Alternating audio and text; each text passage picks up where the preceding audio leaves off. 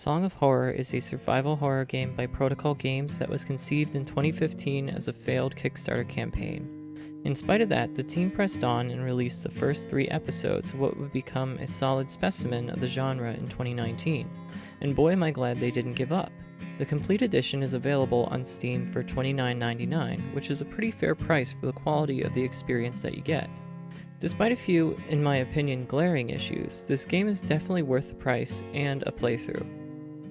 The development team clearly drew a lot of inspiration from the greats of horror such as H.P. Lovecraft, Edgar Allan Poe, M.R. James, and E.T.A. Hoffman, which also happen to be the names of the difficulty settings. The primary inspiration is definitely Lovecraft, as evidenced by the copious amount of tentacles you're bound to witness trying to force open doors and snatch you up.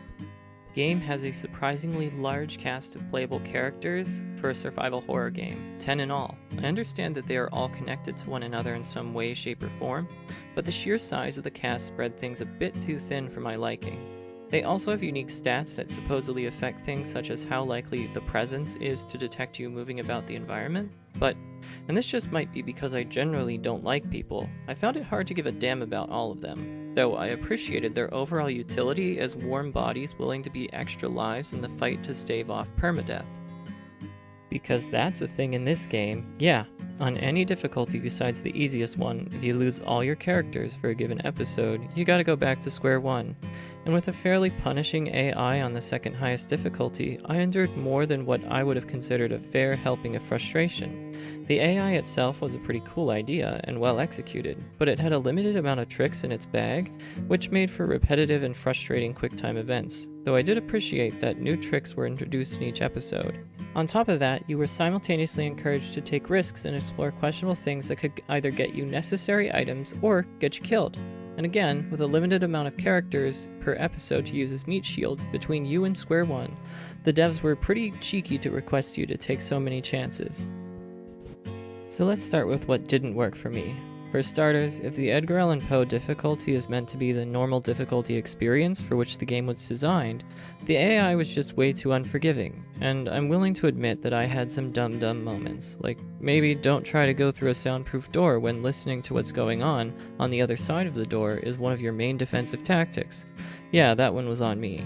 However, the character could have spoken aloud something like, "Maybe I shouldn't go through that door." That might have been a stronger deterrent than written text, and pushing my poor reaction time beyond the reasonable limits with strength contest after strength contest with the presence just seemed a little bit repetitive and a lot bit unfair.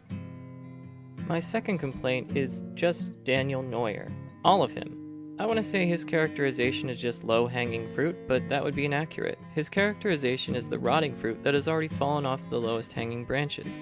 See if this sounds at all familiar. White male, divorced, recovering alcoholic working in the publishing industry.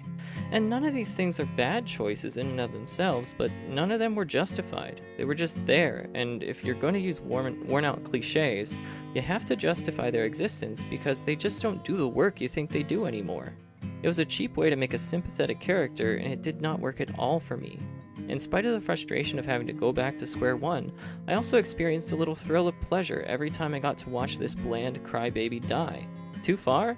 Yeah, maybe, but make a fucking character worth my sympathy next time. And there were other characters who would have shown much more brilliantly than this sad sack, but for some reason, he just had to be the unspoken true protagonist. And let's talk about the voice acting for Daniel Neuer. I looked it up. The voice of Daniel Neuer is from Milwaukee, Wisconsin, and for some reason he decided to do a British ? Accent, and it did not work. On top of his whining the whole time, the British accent was god-awful. With everything that was wrong with Mr. Neuer's character, I quickly came up with the pet name, Daniel the Annoyer, for this dud. Other than those 2 complaints, the story is solid. Are there weak moments? Of course, but the devs knew what kind of horror experience they were going for, and they were consistent in the delivery. Each environment that you explore is well crafted and thematically sound.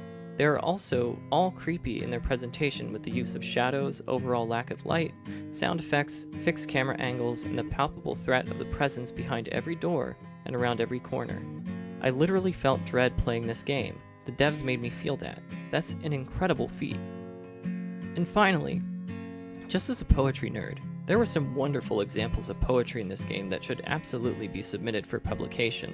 That sonnet in episode 5 was pure perfection. I absolutely recommend this game. It's a great survival horror experience that brings back some of the best mechanics of classic installments of the genre.